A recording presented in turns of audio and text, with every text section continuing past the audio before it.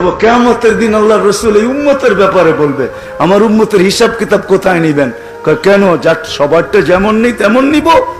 তো মাথাটা নিচা হয়ে যাবে। আল্লাহ বুঝবেন, জিজ্ঞেস করবেন মাথা নিচা কেন?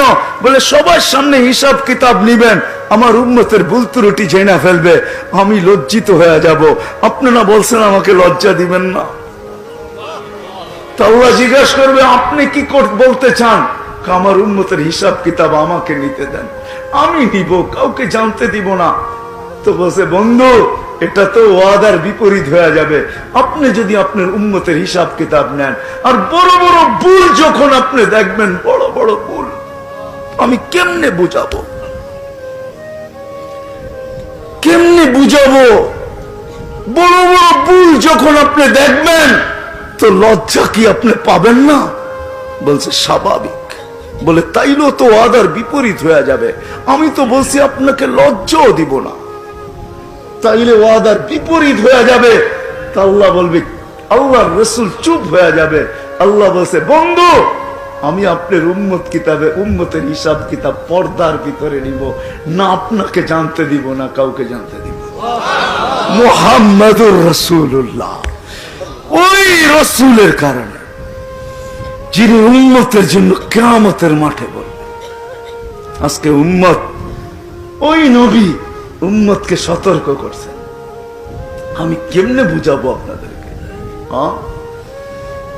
শুধু শুধু কিয়ামতের মাঠে দাঁড়ায় বলবে না, ইন্না কওমি ইত্তাখাযু হাযাল কুরআনা মাহজুরা। আল্লাহর রাসূল এই উম্মতের বিরুদ্ধে দাঁড়াবে। এমন এমন লোক আছে যাদের বিরুদ্ধে দাঁড়ায় যাবে, অথচ আল্লাহ উম্মতকে সুযোগ দিছিলেন। রাগ হয়ে যাবেন বললে? রাগ হবেন?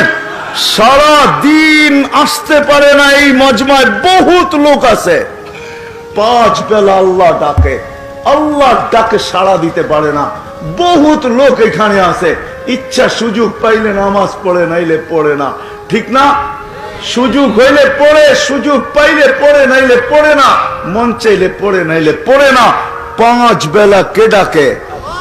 কে ডাকে? শুধু আল্লাহ। শুধু আল্লাহ ডাকলে তো আমার মনকে বুঝাইতে পারতাম যে এক নামের অধিকারী আল্লাহ ডাকে। শুধু আল্লাহ ডাকে না, 99 পদের মালিক আল্লাহ ডাকে, যার একটা পদের শুরুও নাই শেষও নাই। দুনিয়ার সমস্ত পদের পরিধি আছে, আল্লাহর কোন পদের পরিধি নাই, আল্লাহর কোন পদের শুরু নাই, কোন পদের শেষ নাই।